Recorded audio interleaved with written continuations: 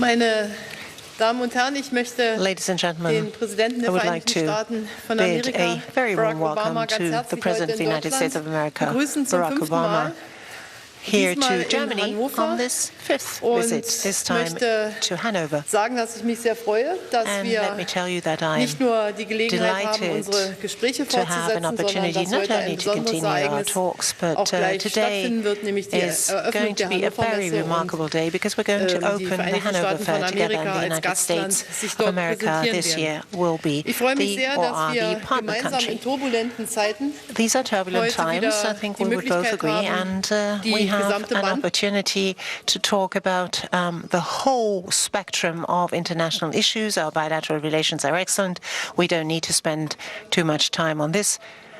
But let me tell you, Barack, that I very much value our candid, open talks that are always based on mutual trust.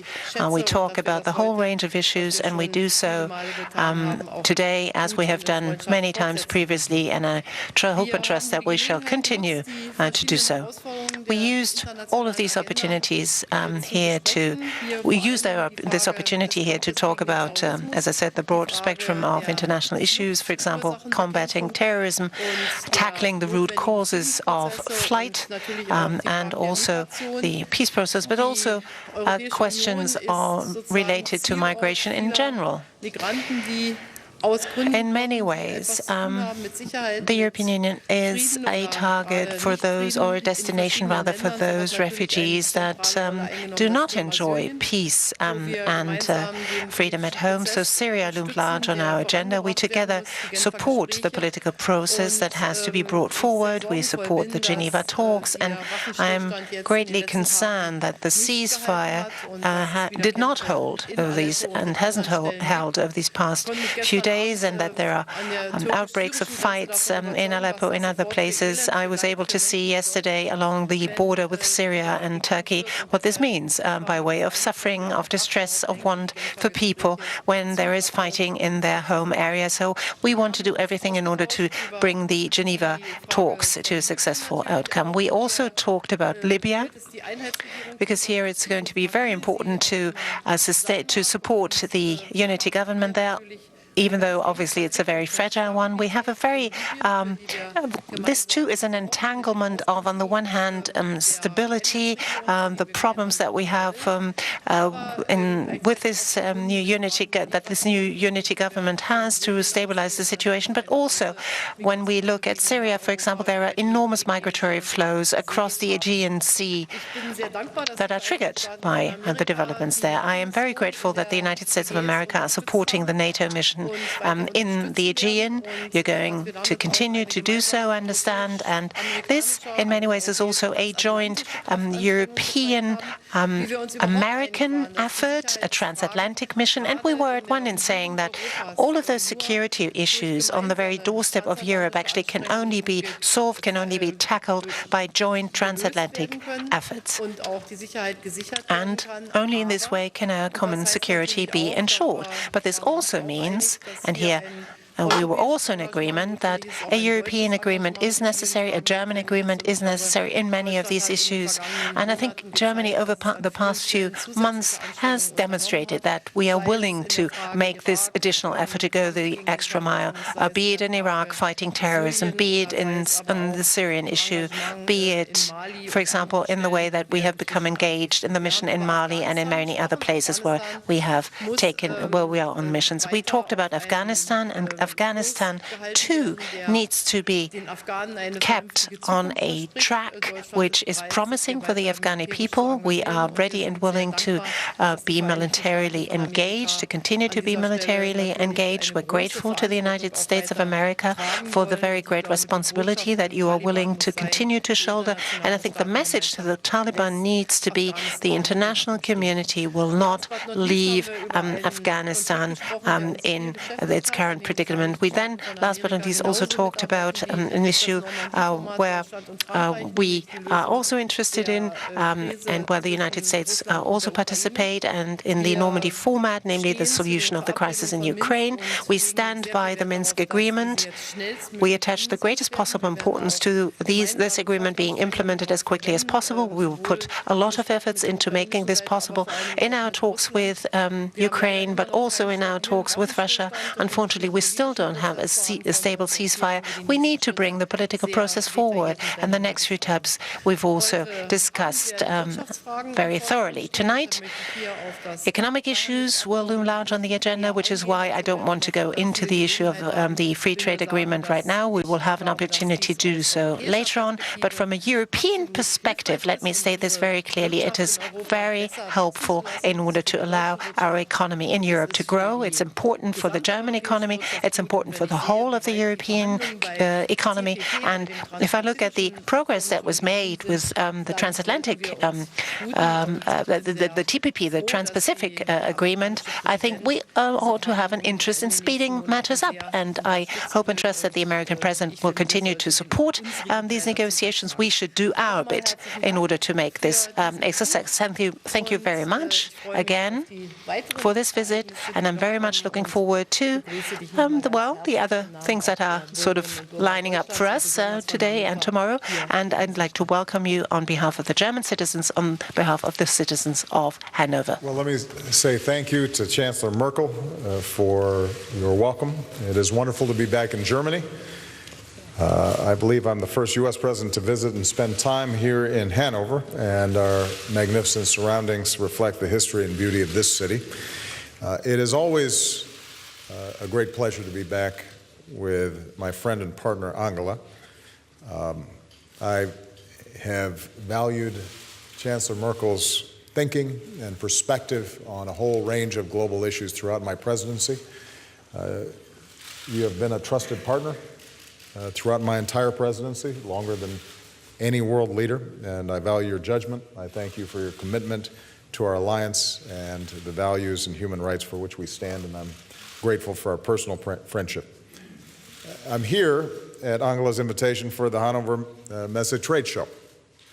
Angela and I will join the opening ceremonies this evening and visit some exhibitions tomorrow. And it's a reminder that the United States and Germany are among each other's largest trading partners. It's a relationship we have to keep building and nurturing so that we're creating more jobs and more prosperity for our people and keeping our countries competitive in the global economy.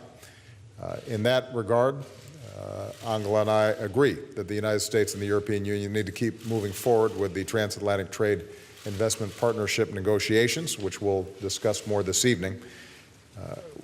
In our bilateral meeting, we discussed the importance of boosting economic growth in the Eurozone, which is critical to the global economy, including the U.S. economy. Strong growth in Europe is particularly important given the array of pressing challenges, whether it's security, defense, migration, or refugees. I should add, by the way, that given the urgency of climate change and the economic opportunities of clean energy, both of our nations have signed the Paris Climate Change Agreement, and we agree that it needs to be implemented quickly. And we also agree the world has to make concrete progress this year to phase down dangerous hydrofluorocarbons. Of course, most of our discussion, as Chancellor Merkel indicated, focused on urgent security challenges. Germany is a vital member of the coalition to destroy ISIL. German aircraft support the air campaign, and German personnel in Iraq are training local forces. German assistance is helping Iraq stabilize and rebuild the areas it liberates from ISIL. And our coalition continues to make progress. Today we discussed additional steps that NATO could take to support the campaign, as well as economic assistance to Iraq that the G7 could pledge at next month's summit in Japan.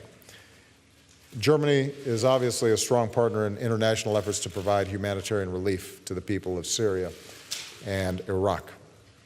We remain deeply concerned about the upsurge in fighting in Syria over the last several days, and we continue to agree that the only real durable solution is a political solution that moves Syria towards an inclusive government that represents all Syrians.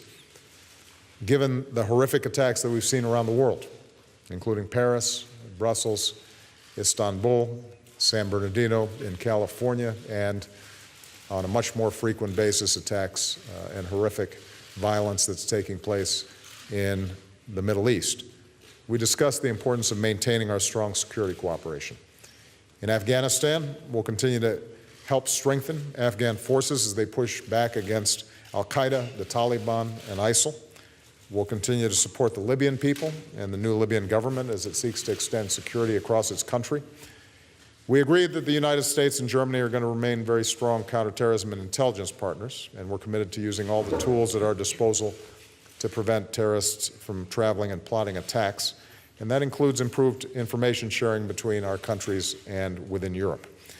And as always, we'll do so while upholding our values and civil liberties, including the privacy of citizens here and in the United States. I want to once again commend Angela for her courageous leadership as Germany and Europe respond to migrants who are desperately fleeing this Syrian conflict and conflicts elsewhere in the region, perhaps because she once lived behind a wall herself. Angela understands the aspirations of those who've been denied their freedom and who seek a better life. And I know the politics around this issue can be difficult in all of our countries. We did discuss the EU's recent agreement with Turkey, and Angela and I agree that our nations can respond to this challenge in a way that is both humane and ensures our security. And finally, as we look ahead to this summer's NATO summit in Warsaw, we discussed the importance of keeping the alliance strong with the investments needed for our collective defense. We continue to augment on a rotational basis NATO forces in Eastern Europe, including the Baltic states.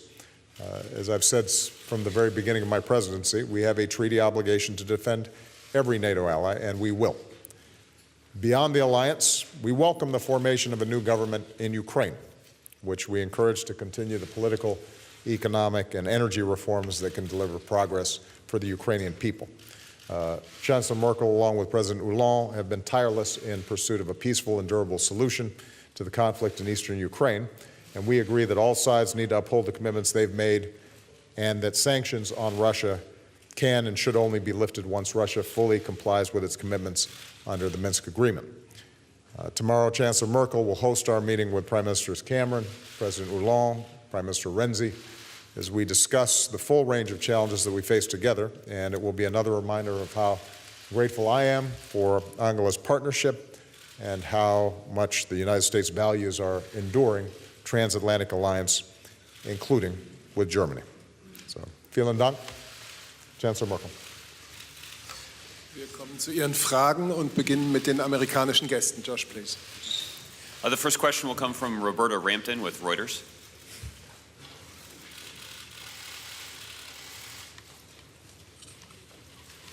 Thank you.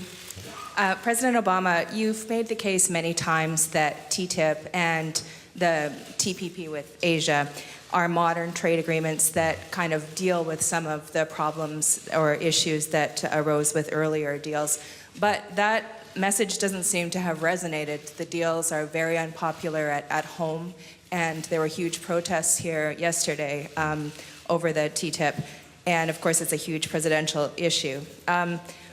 Presidential election issue. So what's your plan to realistically advance the deals? Is it realistic to say you want to get TTIP done by the end of the year? And at this point, realistically, will TPP, which is at the front of the queue, of course, have to wait for congressional approval until the lame duck session at the earliest at the end of the year? And Chancellor Merkel, you said yesterday in Turkey that you favor the creation of a type of safe zone in Syria. And President Obama has said in the past that he opposes these types of zones because while they're well-intentioned, they would require military force on the ground to protect the safety of the people. And I'm wondering whether you're going to try to convince President Obama to rethink his position on these types of safe zones and how you would see them working in terms of enforcing safety on the ground. Thank you. With respect to trade, I think what you're seeing around the world is people are unsettled by globalization. And although trade has brought enormous benefits to many of our countries that have been engaged in trade, although typically jobs that are produced from exports have higher wages and better benefits than those that are not involved with the export market, people visibly see a plant moving and jobs lost, and the narrative develops that this is weakening rather than strengthening the position of ordinary people and ordinary workers. It's forcing them to compete with low-wage labor. And that, I think, is what drives a lot of suspicion, understandably, of these trade deals. The benefits oftentimes are diffuse, whereas a particular plant or business that feels it's been hurt by outside competition feels it very acutely. But if you look at the benefits to the United States or to Germany of free trade around the world, it is indisputable that it has made our economies stronger. It has made sure that our businesses are the most competitive in the world. And as you see other markets like China beginning to develop, and Asia beginning to develop, and Africa growing fast, we've got to make sure that our businesses can compete there, because at least in the United States, 95% of the world's markets are outside of our borders. And if we're not there, present, we're going to have problems. Now, the relationship between Europe and the United States is already one of the most robust trading relationships in the world. But what we've discovered is that while strengthening labor provisions and strengthening environmental provisions and standards, we can also eliminate a lot of regulatory and bureaucratic irritants and blockages to trade that would allow us to engage in even more trade, sell more goods, create more jobs, and create more prosperity. Now, with respect to the politics of it, recent surveys in the United States, for example, showed that actually the majority of people still favor trade. They still recognize on balance that it's a good idea. During presidential elections, it's always tough. When we're in the heat of campaigns, people naturally are going to worry more about what's lost than what's gained with respect to trade agreements. But I am confident that we're going to be able to get this done. Keep in mind, there were people who didn't think that with Trans-Pacific Partnership that we would ever be able to give me the authority to actually move it forward, and we got it done. People didn't think we were going to be able to negotiate with 11 countries in the Asia-Pacific and have a deal that in fact does strengthen labor and does strengthen environmental provisions. And yet, we got it done. And I think the same is going to be true here. I don't anticipate that we will be able to have completed ratification of a deal by the end of the year, but I do anticipate that we can have completed the agreement. And then it will be presented to our various legislatures, our various parliaments. But at that point, we will have the negotiations completed, and people will be able to see exactly why this would be good for our two countries. And with respect to Congress and Trans-Pacific Partnership, I think after the primary season is over, the politics settle down a little bit in Congress, and we'll be in a position to start moving forward, because I know that we have had a majority of members in the past who were in favor of this deal. Otherwise, we wouldn't have gotten the authority for me to go ahead and fast-track this agreement. But I think we all know that elections can sometimes make things a little more challenging, and people take positions in part to protect themselves from attacks during the course of election season. One thing I do want to say with respect to Syria, we all care deeply about the tragic humanitarian crisis inside of Syria. I live with this every day. I read about it every day. We talk to people who are experiencing suffering or have witnessed the suffering that's going on there.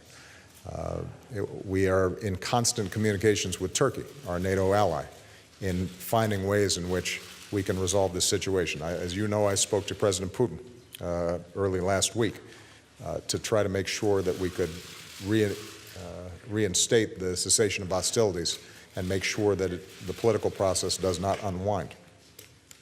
But having said all that, the issue surrounding a safe zone in Syrian territory is not a matter of an ideological objection on my part. It's not a matter of me not wishing I could help and protect a whole bunch of people.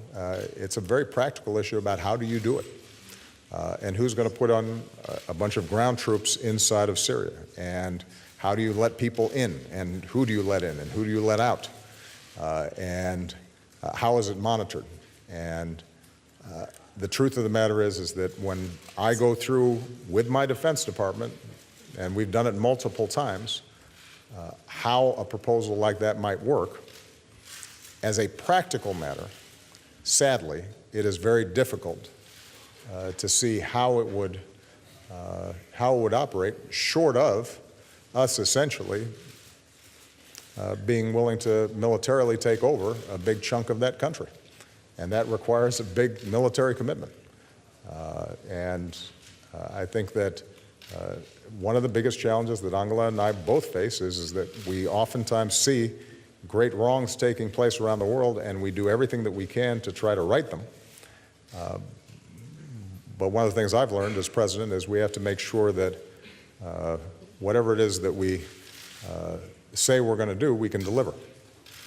And creating a situation in which we could actually protect all the people inside of Syria, the best bet for doing that is to get this political process on track, a transition on track, so that all the parties can safely lay down their arms and create the kind of inclusive representational government that Syria so desperately needs.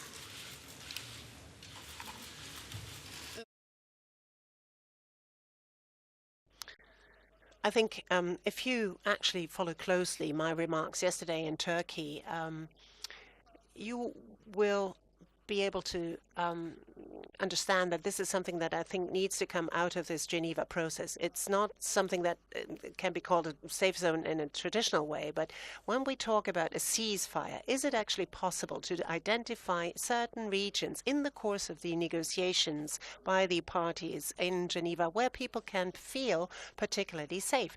This is not about influencing the matter from the outside. It is something that needs to come out of the process itself, because we have tens of thousands of refugees along the Turkish-Syrian border. We have to send a message to them. There are other regions also where one might think of that. Well, the ceasefire as a whole needs to be put in place, but these are areas where there is a particular obligation incumbent upon all the different parties, where, for example, humanitarian access can be guaranteed, where the people don't have to have the impression they have to flee this particular area as well, have again to go to Turkey or to other areas. But it needs to be part and parcel of the Geneva negotiating process and not something that comes sort of out of the blue. Christina Dunz from Deutsche Presseagentur, German press agency. Madam Chancellor, Mr. President, this is presumably your last joint sort of visit or appearance, rather, here in Germany during your term. If you were to draw stock, what were your best experiences and what your worst between Medal of Freedom and NSA affair, if I may call it that, and Madam Chancellor, the United States actually want Germany to do more as regards its military presence within NATO. Are you ready to increase, for example, soldiers and the contingent in order to achieve a deterrence via Russia in the east by locating ground troops there? And should the United States not help more by absorbing, for example, more than 10,000 refugees from Syria this year? And will you see to it that from G7 in Japan, a G8 process will evolve over time?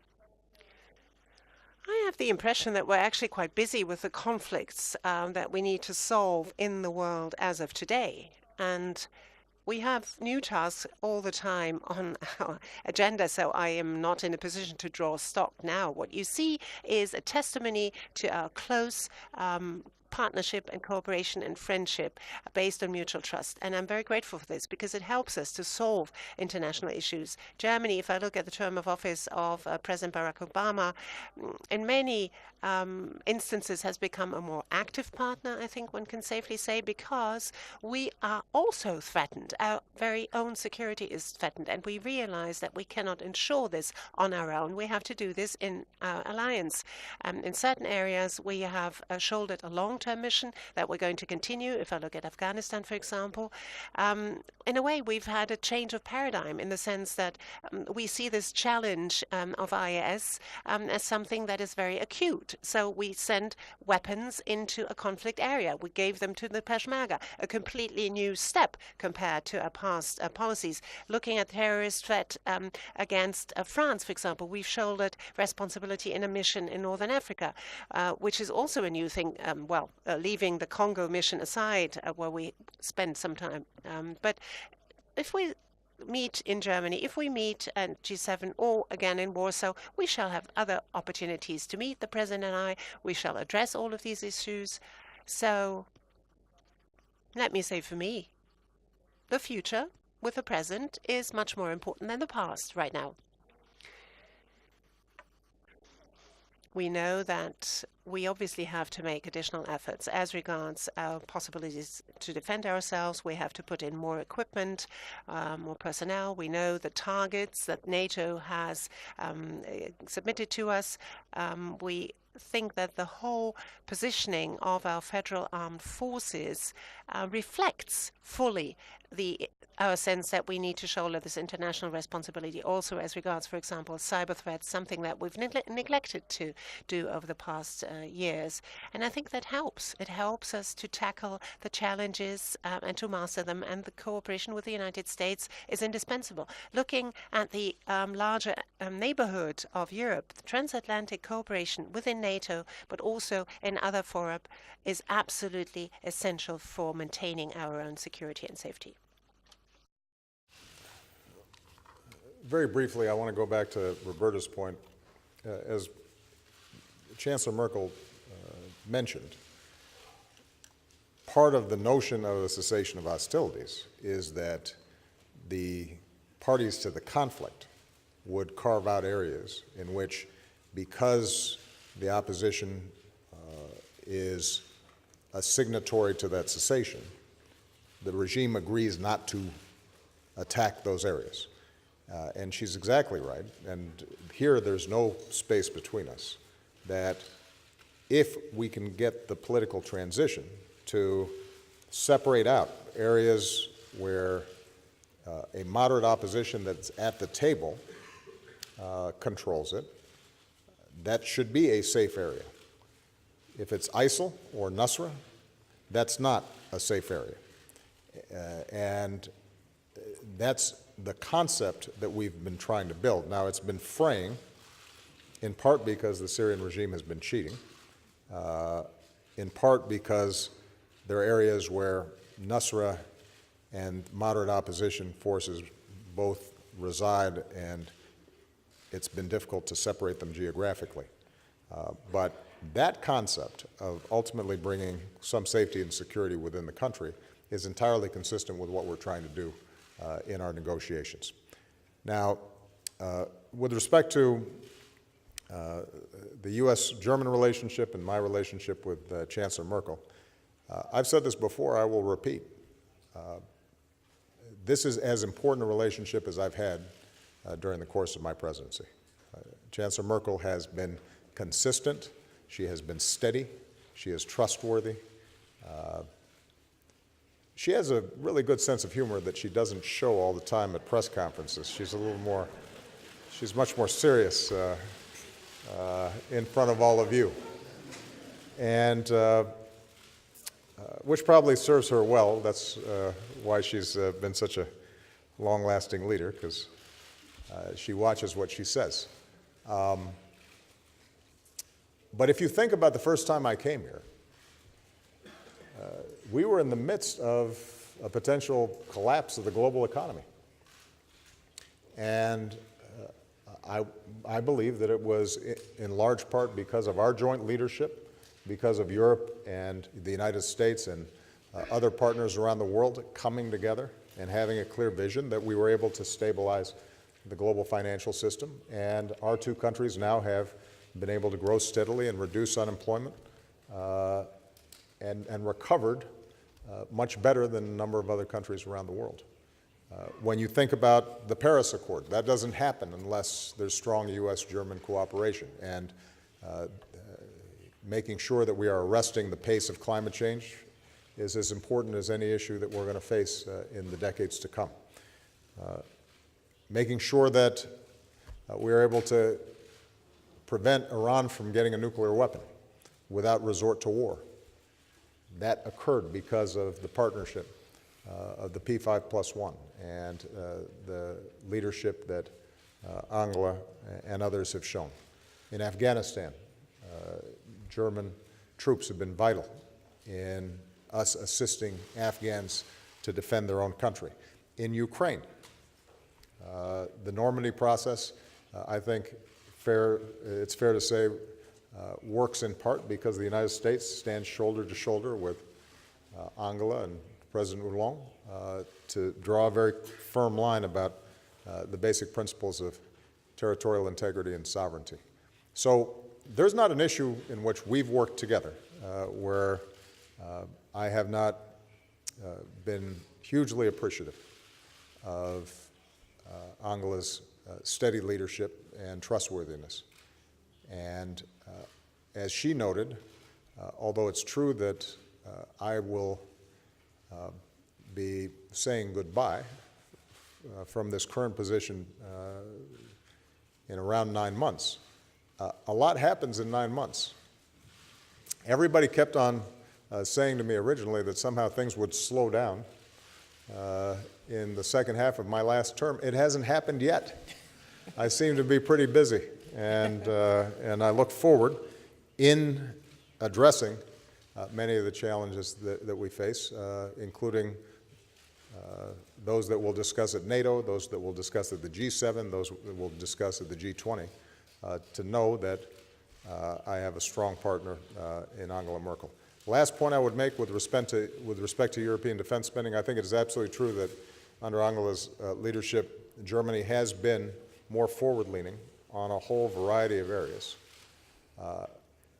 I do continue to maintain, and I will say this leading up to the NATO conference and beyond, that given the pressures both from the South and the aggressive posture and enormous spending that we're seeing out of Russia, it is important for all of our NATO members to try to hit the target that we set in Wales of 2% of defense spending, so that everyone is able to maintain the kind of defense capacity, in part to prevent wars, not necessarily to initiate them, but to be in a position where we can send a strong signal that we can meet our alliance obligations and deal with these new and rapidly emerging challenges that confront Europe as well as the world. The second U.S. journalist that we'll recognize is Colleen McCain Nelson from the Wall Street Journal. Thank you, Mr. President. North Korea launched a ballistic missile from a submarine on Saturday.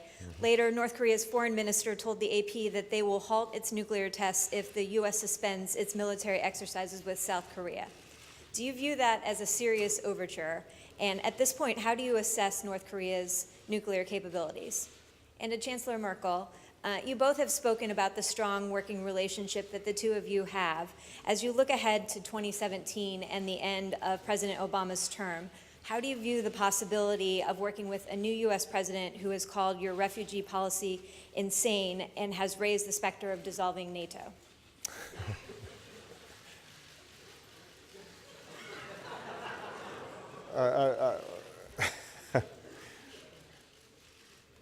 So, with respect to North Korea, we're still analyzing and assessing with precision the activities that North Korea engaged in over the last several days. So I'll let the Pentagon and our intelligence community debrief everyone once we have precise information. What is clear is that North Korea continues to engage in continuous provocative behavior, that they have been actively pursuing a nuclear program, an ability to launch nuclear weapons, and although more often than not they fail in many of these tests, they gain knowledge each time they engage in these tests. And we take it very seriously. And so do our allies, and so does the entire world. And it's for this reason why we have continually mobilized the international community to isolate North Korea, to crank up the sanctions that impose a cost on Kim Jong-un and Pyongyang, and why we've cultivated cooperation with the Chinese to put more pressure on North Korea.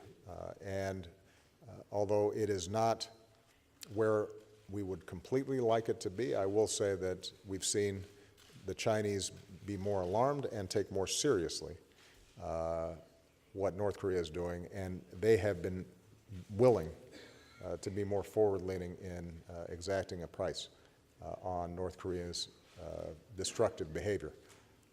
In terms of overtures, we don't take seriously a promise to simply halt until the next time they decide to do a test these kinds of activities.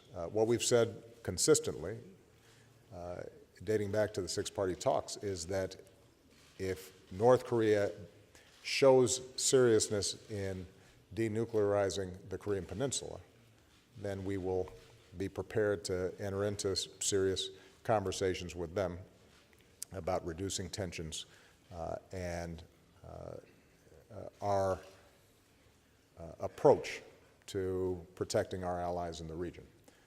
But that's not something that happens based on a press release in the wake of a series of provocative behaviors. They're going to have to do better than that. And until they do, we're going to continue to emphasize our work with the Republic of Korea and Japan and our missile defense mechanisms to assure that we're keeping the American people safe and we're keeping our allies safe.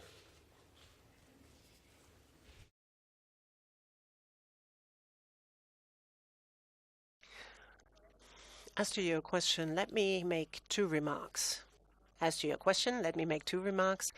First, I concentrate on the task ahead for 2016. I'm quite busy with that, thank you very much, and I'm looking with great interest at the American election campaign.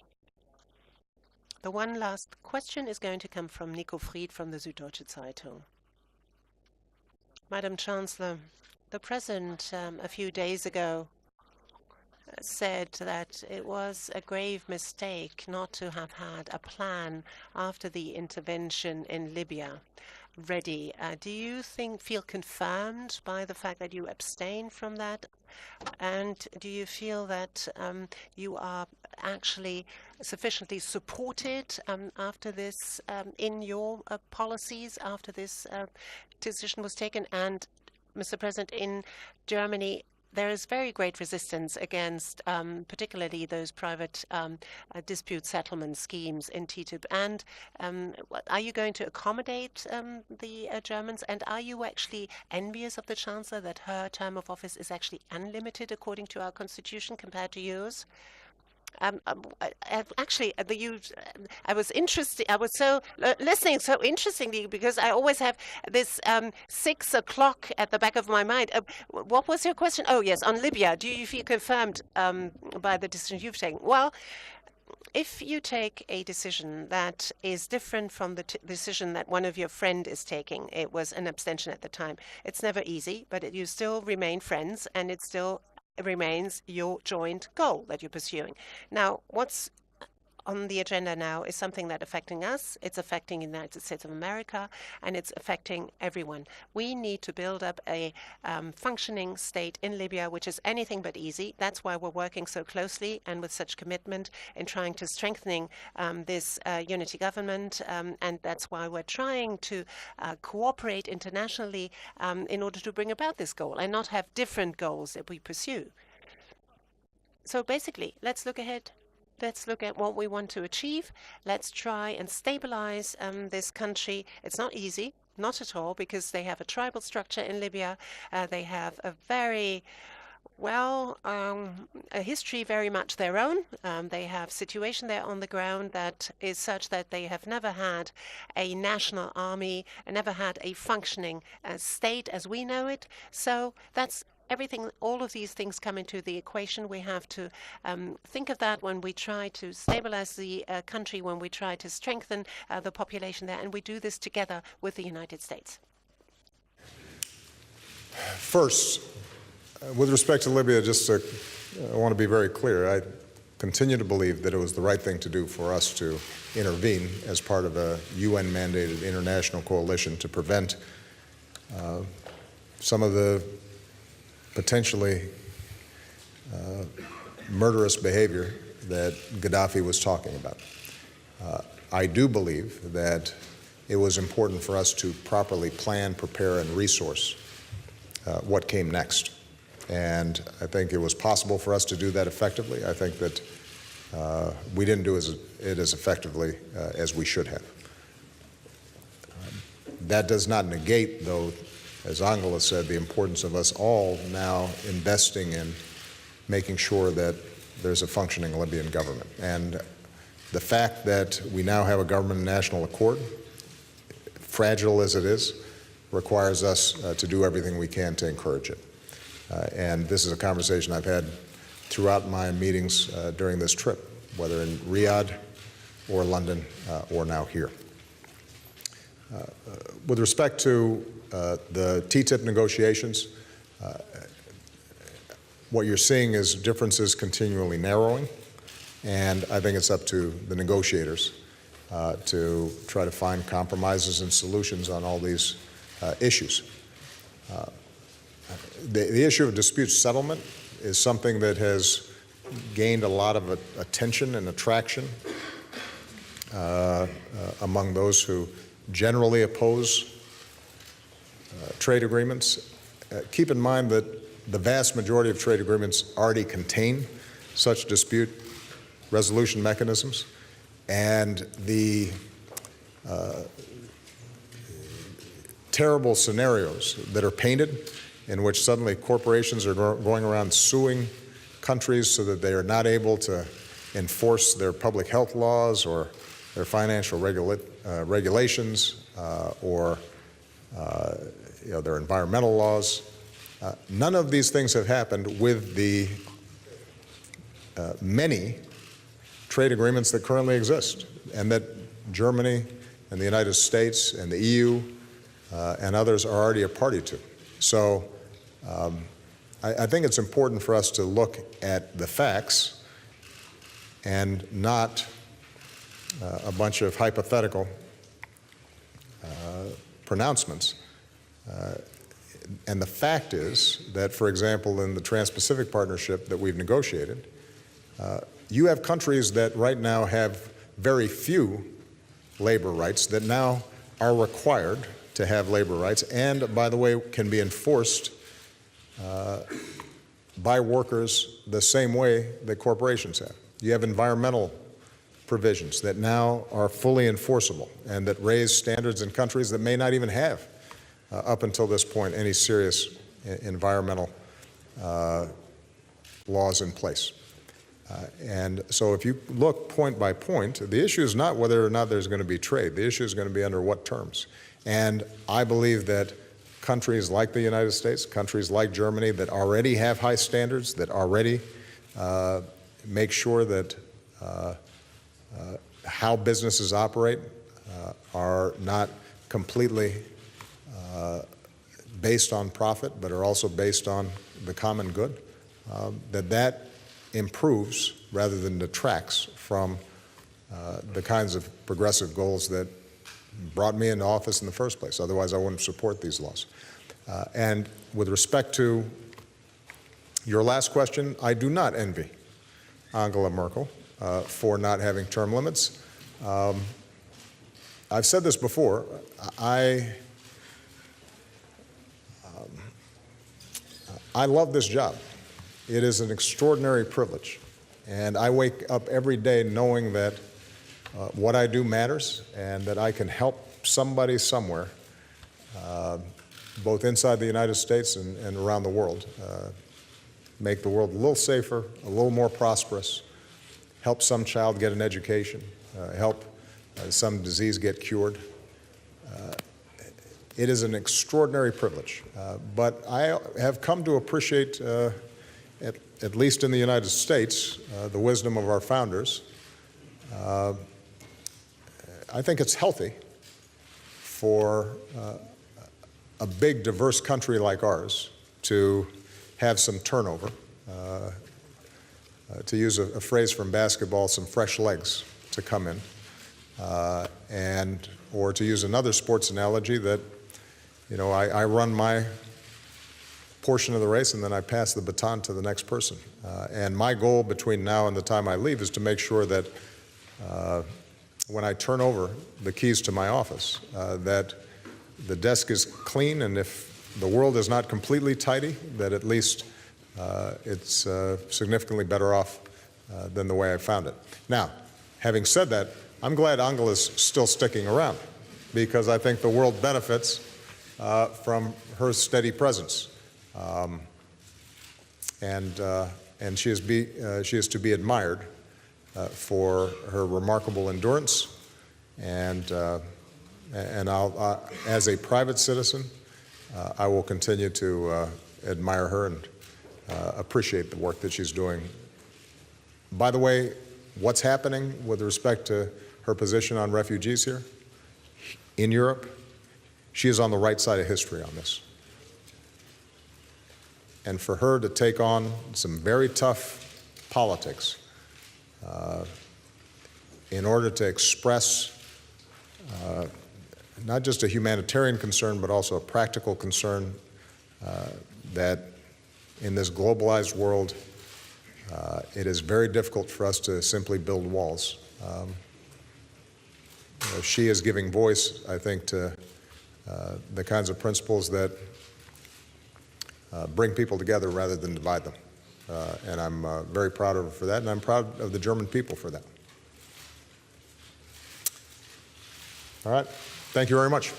Dankeschön. Thank you.